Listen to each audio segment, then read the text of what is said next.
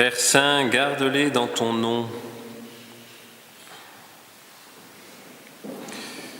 Dans ce dernier dimanche du temps pascal, nous préparons la Pentecôte, l'Église nous fait entrer dans la prière de Jésus, qui exprime le désir du cœur de Jésus, sa supplication.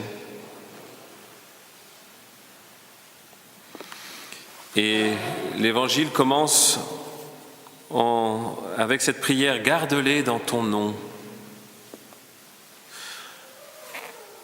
Qu'est-ce que cela veut dire, garder dans le nom? C'est une expression qui n'est pas très courante pour nous, donc.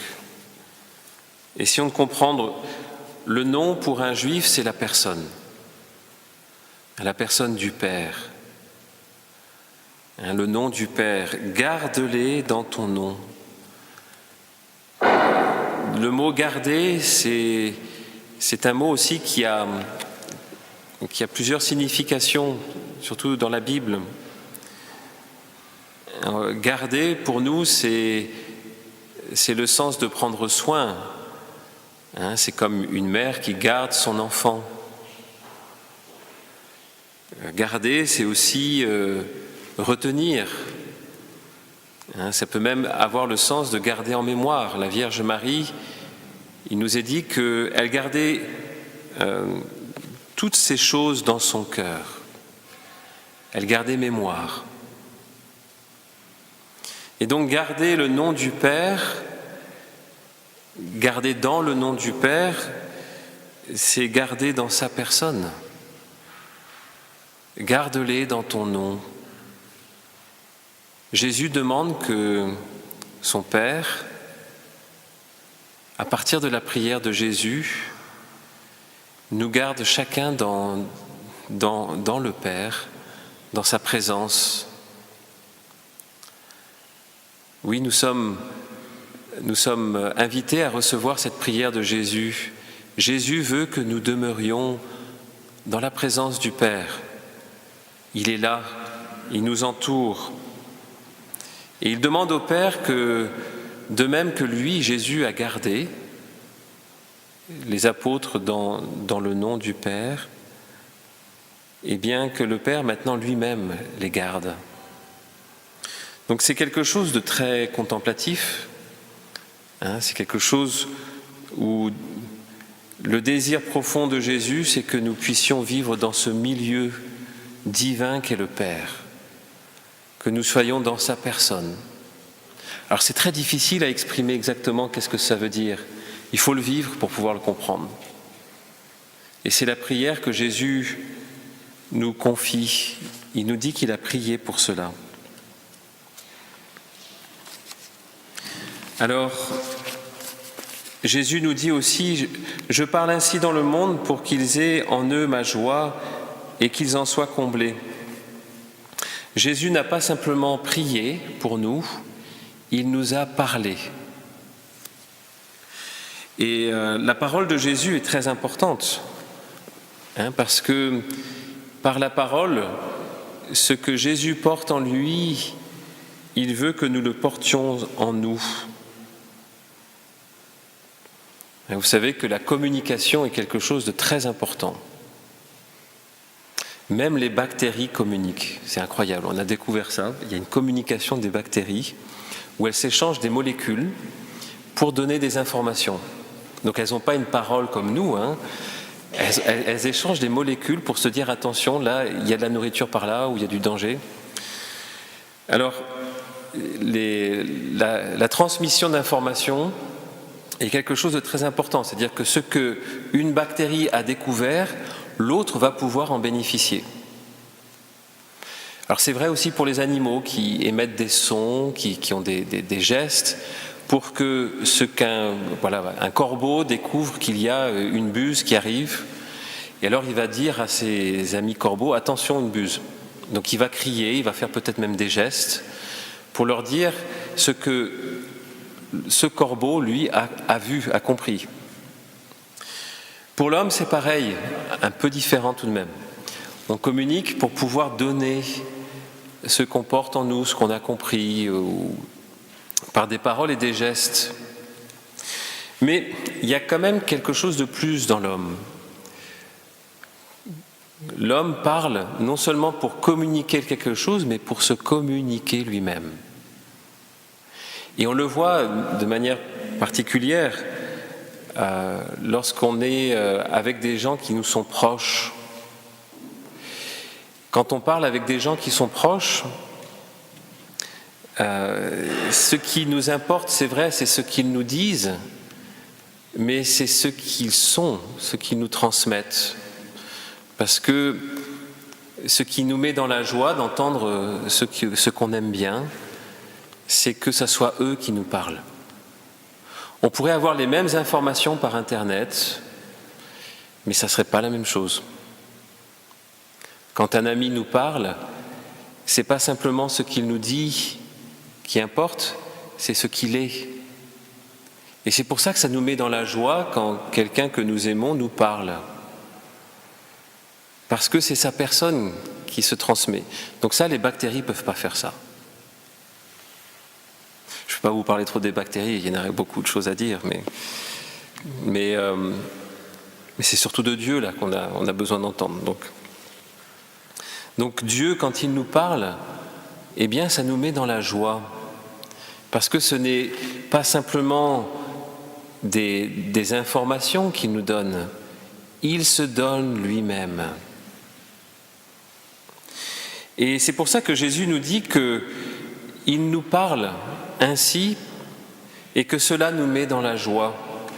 Parce que nous recevons non seulement ce que Jésus dit, mais nous le recevons lui. Et sa parole est un cadeau. C'est important d'entendre Jésus. C'est aussi important de lui parler. C'est ce qu'on appelle un dialogue. Vous voyez, plus vous écoutez Jésus, plus il y a de la joie en vous, parce que écouter Jésus, c'est recevoir sa parole. Vous pouvez très bien entendre les mots, mais si ce n'est pas l'accueil de Jésus, ce n'est pas une écoute. Écouter Jésus, c'est une grâce inouïe, c'est un don de l'Esprit Saint.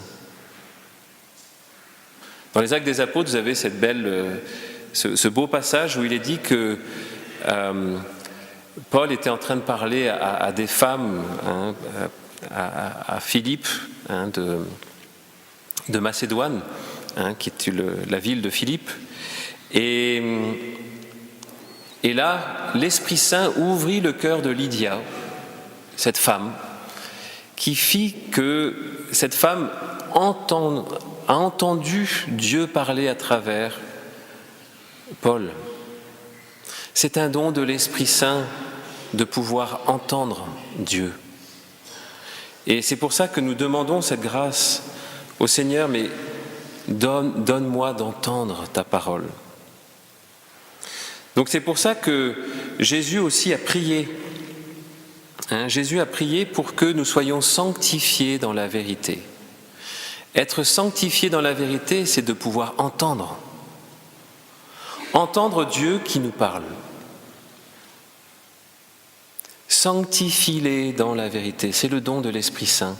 C'est ce que nous demandons en ce temps du Cénacle, où l'Église tout entière demande à l'Esprit Saint de descendre pour que nous soyons sanctifiés dans la vérité.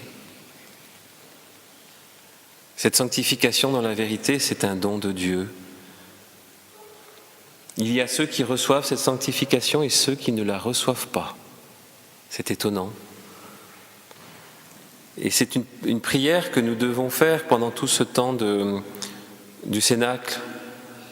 Seigneur, sanctifie-moi dans la vérité pour que je puisse entendre ta parole, pour que je puisse me réjouir, parce que c'est toi qui me parles. C'est toi qui es en fait en train de me rejoindre dans mon cœur. Alors cette parole de Jésus sera accomplie. Je parle ainsi dans le monde pour qu'ils aient en eux ma joie et qu'ils en soient comblés. Cet évangile ne se termine pas simplement dans l'écoute de la parole de Dieu, mais dans l'envoi. De même que tu m'as envoyé dans le monde, moi aussi, Je les ai envoyés dans le monde. C'est très étonnant que Jésus envoie dans le monde. C'est peut-être une des paroles les plus audacieuses de Jésus. Parce que pour nous, le monde, c'est là, on vient du monde. Jésus nous a arrachés du monde. Notre cœur, parfois, est très attaché à ce monde. Parfois, il y revient. Alors, on aura envie de dire à Jésus, ne nous envoie pas dans le monde parce qu'on connaît ça trop bien et en fait, on n'aimerait pas trop y revenir parce qu'on risque de se faire phagocyter. Pourquoi Jésus nous envoie dans le monde ? Il dit dans un autre passage, comme des brebis au milieu des loups. Alors, déjà, il faut distinguer le monde et le mauvais. Jésus dit, je ne prie pas pour que tu les retires du monde, mais que tu les gardes du mauvais. Le monde n'est pas mauvais. Ce monde auquel Jésus nous envoie n'est pas mauvais, même si l'empire du mauvais est très important dans ce monde. Mais si Jésus envoie ses brebis au milieu des loups, c'est pour que les loups deviennent des brebis. Comment un loup devient une brebis ? Quand un loup découvre l'amour de Dieu pour lui. À ce moment-là, il devient une brebis du Christ. Donc le but de Jésus, c'est que les loups se transforment en brebis. C'est mieux que les films de Walt Disney. Et les loups se transformeront en brebis si nous-mêmes, nous nous laissons aimer par le Seigneur, par le Père, pour que nous soyons vraiment ces brebis et que cet amour puisse déborder comme un verre qui déborde. L'eau n'est pas simplement dans le verre, elle est tout autour. Eh bien, c'est ça l'envoi de Jésus dans le monde. Cet amour que nous avons reçu, il doit se répandre autour de nous.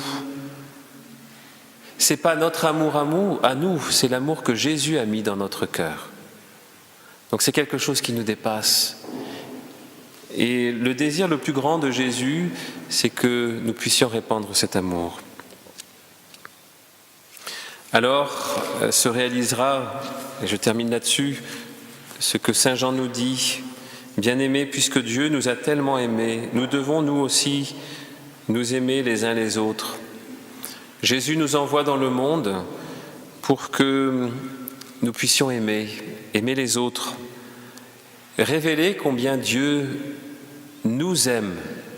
Nous, c'est tous les hommes, et nous, c'est en fait chacun d'entre nous. Et au fond, évangéliser, c'est être le premier à avoir bénéficié d'un don que tous peuvent recevoir. Quand on a reçu l'amour de Jésus dans notre cœur, on devient témoin de quelque chose qui nous dépasse. Le Seigneur nous aime. C'est tout simple à dire ça, mais c'est tellement bouleversant quand on le comprend. Quand j'étais étudiant à Paris, j'étais étudiant 1 an avant de rentrer dans la communauté Saint-Jean, je sortais de la FNAC, donc c'est pas un lieu de grande spiritualité, et je sortais de la FNAC et puis un garçon, je pense qu'il était évangélique, s'approche de moi et puis il dit « Tu sais, Jésus t'aime ». Alors je lui dis merci, puis je suis parti, mais ça m'a frappé quand même. Ça m'a frappé. Je me suis dit, mince, ça c'est beau quand même de dire ça. Ce garçon, je ne l'ai jamais rencontré après, mais c'est sûrement une des plus belles choses qu'on puisse dire à quelqu'un, surtout si on le vit. Alors demandons cette grâce au Seigneur, de pouvoir vivre cette parole de Jésus qui nous dit que Dieu nous garde. Il nous garde comme un père. Il nous aime. Et Dieu nous donne cette mission de pouvoir répandre cet amour par le don de l'Esprit Saint. Oui, pendant ces derniers jours qui nous séparent de la Pentecôte, demandons intérieurement, viens Esprit Saint, viens dans mon cœur, sanctifie-moi, sanctifie-moi dans la vérité.